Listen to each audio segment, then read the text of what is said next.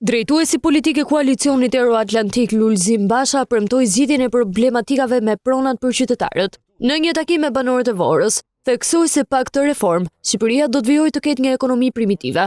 Që e para e punës do të thotë që lundrojnë në pasiguri të përditshme të përnaqshme për 35 vitesh, se nese pas nese bëjnë do diçka e thonë s'është prona jote, dhe ti s'ke asnjë mundësi për ta provuar që është prona jote.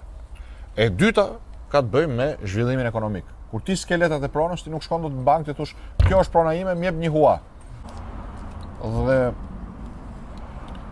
përgjegjësinë më të madhe për këtë e kemi ne.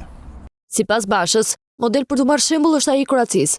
Ja ku e ke titullin 1 milion euro të njihen tani, ndërkohë për 20 vite do marrësh nga 50.000 euro në vit.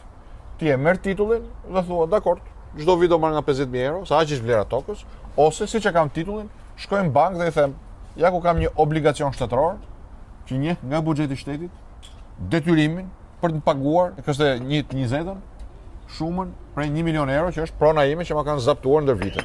Përpara banorëve të Vorrës theksoi se koalicioni Euro-Atlantik ka në përbërje një program nga e cila përfitojnë të gjithë shqiptarët.